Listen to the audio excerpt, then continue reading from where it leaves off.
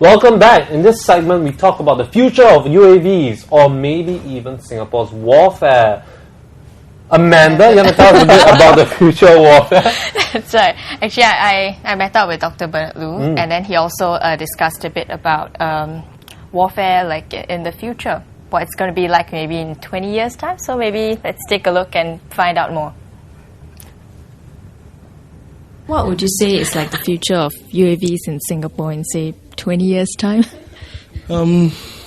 UAVs, whether we like it or not, really are the wave of the future. There are so many advantages that accrue from the use of unmanned technologies that manned technologies cannot simply provide.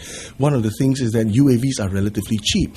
If you look at the cost of combat aircraft, manned combat aircraft, they have been increasing exponentially over the years.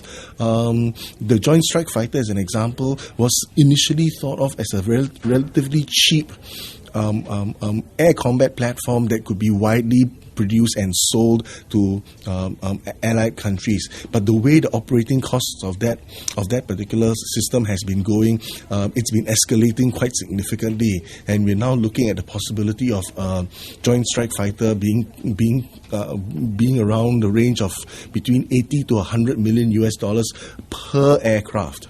UAVs are going to cost you several millions of dollars at the very most. So it's going to be significantly cheaper, which therefore means mass production is possible. Secondly, and there's a demographic argument here, when you walk around the streets in Singapore, how many young children do you see who do not wear glasses, and fairly thick glasses, right? How many of them are therefore fit to be trained as combat pilots? There's a third reason why UAVs are an increasingly attractive proposition. Look at what the kids today are doing. They're not playing basketball or football or any physical kinds of sports. They're playing their Sony Wiis and Xboxes, and they therefore have very, very good thumb dexterities, which people like me, much older, can never have. They're much more capable of maneuvering in virtual space, in a virtual three-dimensional space than older people like me are able to. So they are actually much better as operators of unmanned technologies than ever before. So all these things are going to come together to make the increasing cost of aircraft, the relatively low cost of UAV technologies, the demographics of Singaporean children with bad eyesight, and their superior computer skills means that UAVs are probably going to be the wave of the future. 20 years down the road, I suspect you might find a Singapore Air Force that comprises exclusively of unmanned technologies, with ground operators controlling them. So do you think like the future battlefield will be all like remote controlled? It is increasingly moving down that road because unmanned technologies aren't just in the air. There are robotic technologies that are used on ground warfare systems. We're now already using unmanned robotic platforms for the very dangerous task of mine clearing. There are unmanned robotic systems that are used in the naval environment. So increasingly, you're going to find a whole range of unmanned technologies taking over a lot of the very traditionally dangerous missions that military personnel used to do.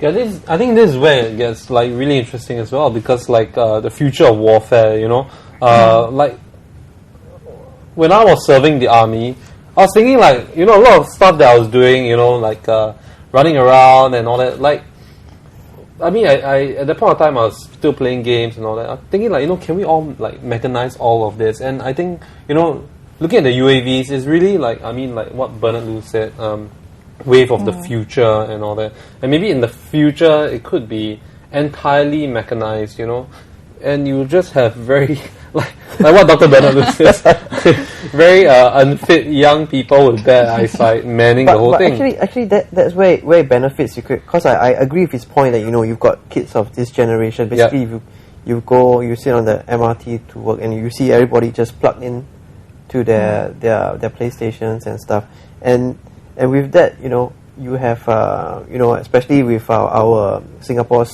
limited population currently, and you have people who are not combat fit. You can deploy them in such roles that they are away from the front where the front line fire, and actually they may do better at it because they are so used to this platform where they are detached from, and then they are so used to it, as opposed to like when we were playing marbles and stuff where you physically have to be there. Marbles, maybe your generation. No, but I think one added advantage also, I just want to include Amanda in this, is because that if it's all remote control, right? Then the women can also be part of the force, because without that, I mean, like, women don't enlist in the army. That's a good question. We should post that to the minister next time we come. No, because I think that could be very useful for women as well, and and some of them are actually beating the guys at computer games competition. Like Shilara, the Xbox gamer who's our Storm Star blogger. And that's very interesting. I think also. If next time like NS is going to be about playing games, then going back to reservists. You don't even have to go into camp. You can just sit at the computer. Remote control, satellite link. I've logged in my 20 hours of NS. Just logged in. Okay, this is my 20 hours of training, all done in the comfort of my own bedroom. Okay, I think that's all the time we have for you today. Hope it sheds a bit of light on exercise Wallaby as well as UAVs. So I want to thank Mr. Adrian Tay, who has a very deep interest, and of course Dr. Bernard Loo, and Amanda. Yeah. Yep. See ya.